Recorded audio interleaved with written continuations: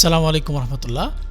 আজকে আপনাদের সামনে উপস্থাপন করছি রবীন্দ্রনাথ ঠাকুরের ব্যক্তি এবং সাহিত্য জীবন নিয়ে করা আমাদের ভিডিওগুলোর শেষ পর্ব বা পঞ্চম পর্ব। আজকের ভিডিওতে থাকছে বাংলাদেশে রবীন্দ্রনাথের স্মৃতি বিজড়িত স্থান, চিত্রকলা ও রবীন্দ্রনাথ, পুরস্কার ও সম্মাননা এবং বিবিধ। বাংলাদেশের অনেক স্থানের সাথে রবীন্দ্রনাথের স্মৃতি বিজড়িত আছে। তার মধ্যে দক্ষিণডিহি খুলনা জেলার একটি গ্রাম। রবীন্দ্রনাথের মা সারদা সুন্দরী দেবী এবং রবি ঠাকুরের স্ত্রী মৃণালিনী দেবী এই গ্রামের মেয়ে।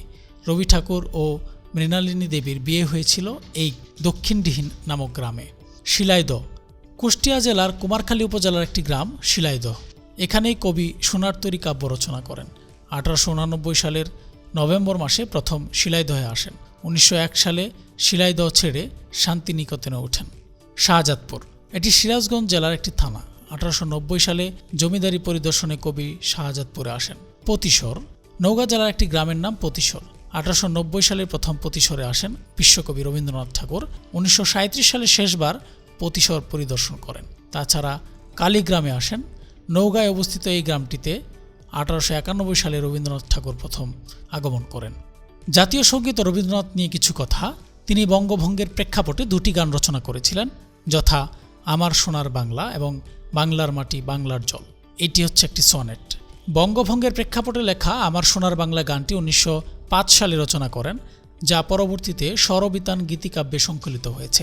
1971 সালের 3রা মার্চ পল্টন ময়দানের স্বাধীনতার ইশতেহারে গানটি জাতীয় সঙ্গীত হিসেবে ঘোষিত হয়। পরবর্তীতে 1972 সালের 12 জানুয়ারি বাংলাদেশ সরকার এর প্রথম 10 লাইন জাতীয় সঙ্গীত হিসেবে অনুমোদন দেয়। আমার সোনার বাংলা আমি তোমায় ভালোবাসি এই গানের সুর রবীন্দ্রনাথ ঠাকুর বাউল সুর থেকে নিয়েছেন।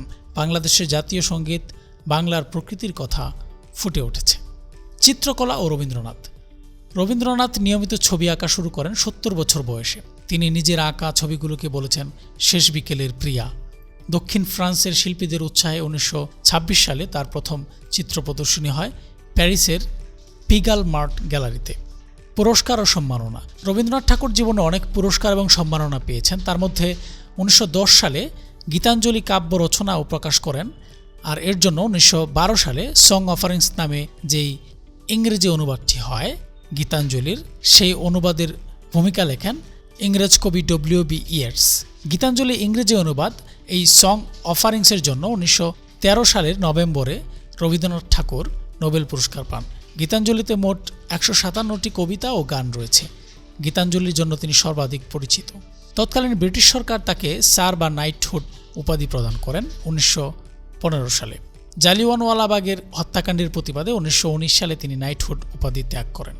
রবীন্দ্রনাথের ডক্টরেট ডিগ্রি লাভ করেন বিভিন্ন বিশ্ববিদ্যালয় থেকে। তার মধ্যে আছে কলকাতা বিশ্ববিদ্যালয় 1913, কাশী বিশ্ববিদ্যালয় 1935, ঢাকা বিশ্ববিদ্যালয় 1936 এবং অক্সফোর্ড বিশ্ববিদ্যালয় 1940 সালে। রবীন্দ্রনাথের সম্পর্কে বিবিধ কিছু তথ্য। রবীন্দ্রনাথ 1901 সালে শান্তিনিকেতনে স্থায়ীভাবে বসবাস শুরু করেন এবং ব্রহ্মচার্যশ্রম নামক বিদ্যাপীঠ প্রতিষ্ঠা করেন। 1921 সালে বিশ্বভারতী বিশ্ববিদ্যালয়ে পরিণত হয়। বিশ্বভারতী কর্তৃক 30 খণ্ডে এবং পশ্চিমবঙ্গ সরকার কর্তৃক 15 খণ্ডে রবীন্দ্র রচনাবলী প্রকাশিত হয়। তার রচিত গানের সংকলনের নাম গীত বিতান, যা প্রকাশিত হয় 1939 সালে। রবীন্দ্রনাথ রচিত গানের সংখ্যা প্রায় 2200 এর অধিক। প্রচলিত আছে যে তার গানের সংখ্যা 2232টি। রবীন্দ্রনাথ ঠাকুর মানব জীবনের সাথে নদীর পার্থক্য দেখিয়েছেন। হিন্দু মুসলমান মিলনের জন্য তিনি রাখি উৎসবের প্রচলন করেছিলেন। বিবিসির বাংলা বিভাগ কর্তৃক পরিচালিত জরিপে 2004 সালে সর্বকালের শ্রেষ্ঠ বাঙালির তালিকায় রবীন্দ্রনাথের স্থান দ্বিতীয়। 1961 সালে কবির জন্ম শতবর্ষ এবং 2011 সালে কবির সার্ধ জন্মবার্ষিকী পালিত হয়।